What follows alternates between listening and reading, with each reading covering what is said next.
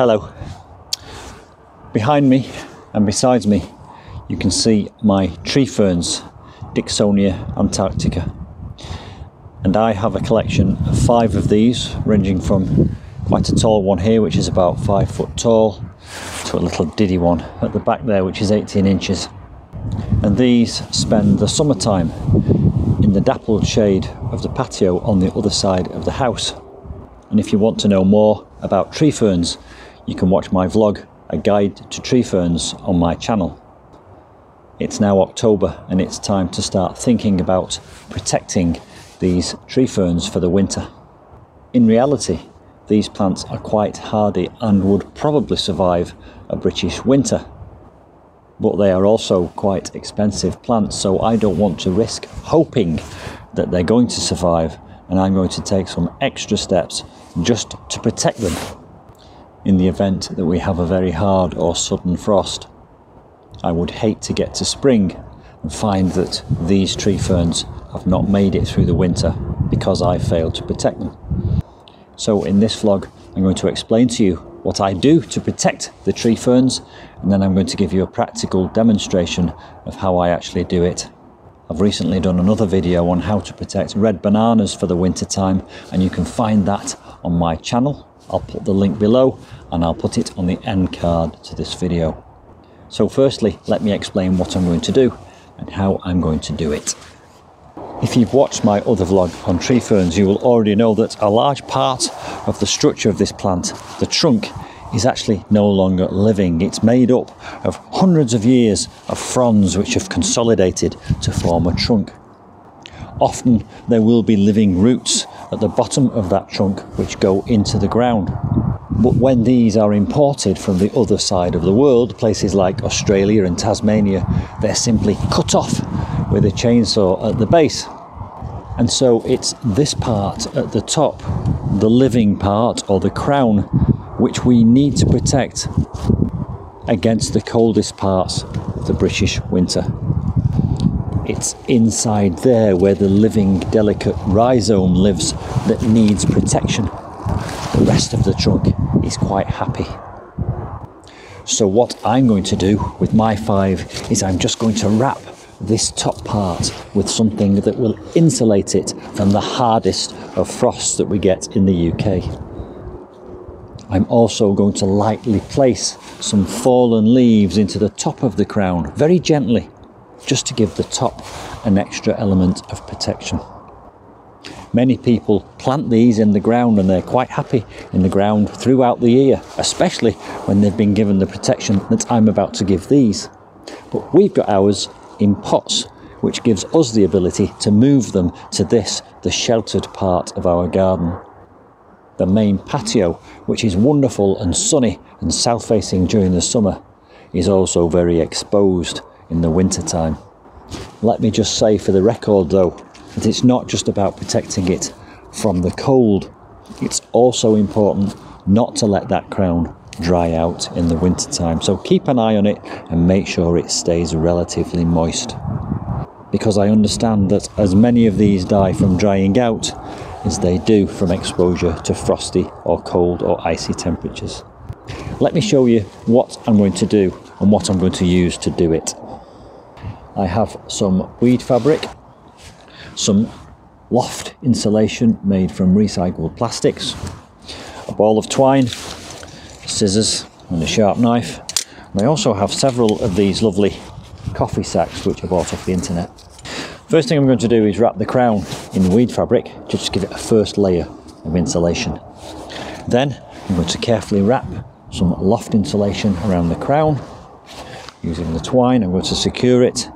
And then really just for aesthetic purposes, I'm going to wrap it in these lovely coffee sacks because they look a lot nicer than these. So by doing that, I will have 3 layers of protection from the really cold winter's nights that we occasionally get in the UK. Now, some of my tree ferns are so thick that one of these coffee sacks will not reach around, so I'm going to use my sharp knife to cut the edges off these, open it around, then I'll be able to wrap it all the way around a couple of times. And then at the end, when they're all nicely insulated and snugly wrapped up for the winter. I'm going to gently drop a handful of leaves into the crown on the top, just to give the top an extra layer of protection from the frost.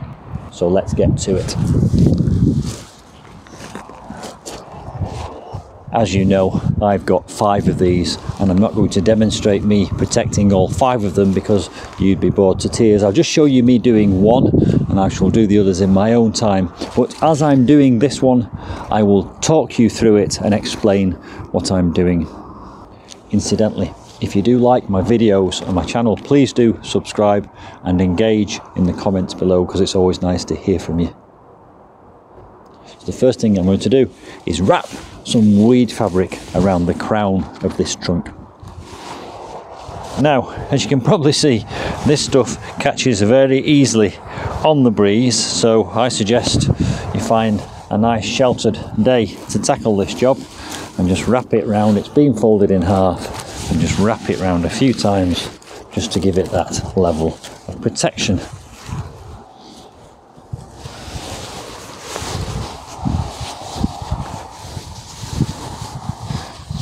And this is breathable weed fabric, so I'm just going around the crown of the tree.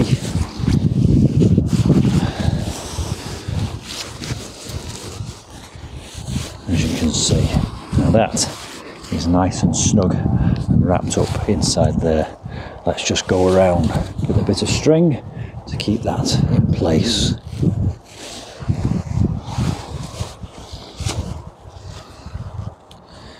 Now, I'm no expert on knots, but any knot that holds that securely in place will do. So let's just go with what I understand to be the standard reef knot. Tying knots is never easy when you're wearing gardening gloves, but we'll get there in the end. Right, that's one piece of string. I get a bit more string now, and I'll just go round that a few times to make sure it's nice and secure. Don't worry about how this looks and the aesthetics at this stage, because this is going to be covered up in a moment. I'll take this off. A bit more nimble without the gloves on. So the next layer is loft insulation, so let's use the tape measure to find out what the circumference is. That's 32 inches or 82 centimetres, so I'll go ahead and cut a piece off to fit.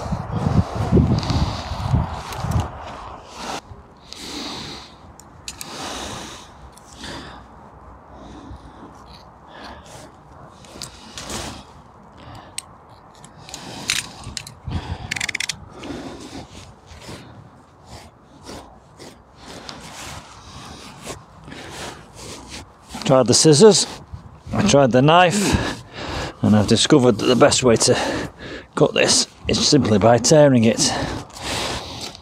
Now, in theory, that should wrap round that trunk once.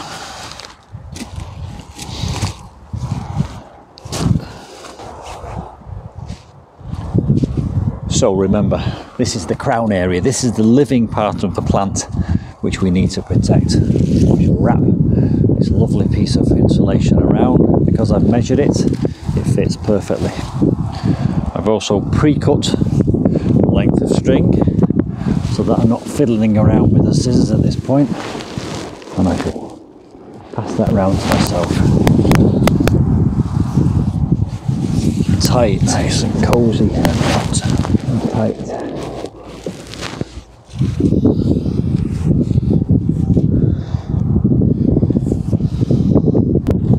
And the penultimate piece of the jigsaw, prior to putting leaves in the top, is the coffee sack, which really is just for aesthetics, but it also gives it another layer of protection.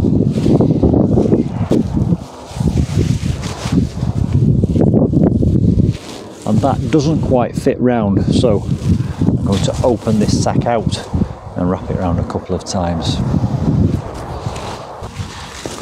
The top of this is open, the bottom of it isn't, so I will take these sides off using a sharp knife.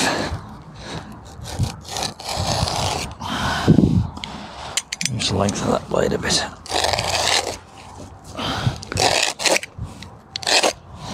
I'm just removing the seam on the edge there. Obviously, it goes without saying, watch your fingers when you're doing this. That's one side, flip it over.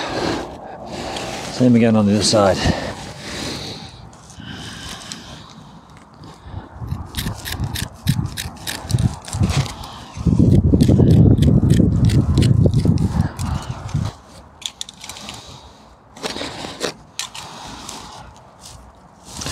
So by taking the edges off this coffee sack, it gives me the ability to open it out and make a much longer one, which I can then wrap around the trunk. String, sack.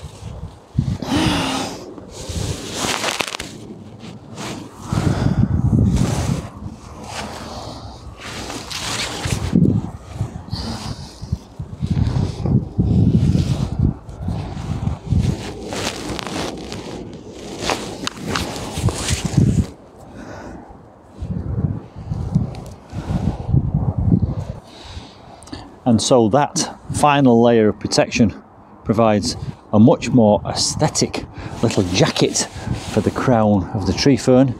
I need to put a few more bands of string around just to secure it in case of any strong winds.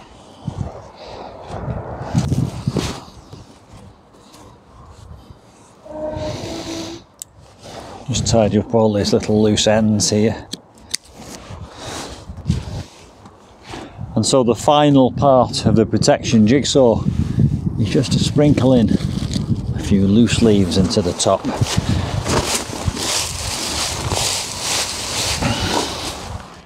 And I have an abundance of these at this time of year. I'm not forcing or packing the leaves into the top because that's quite delicate in there.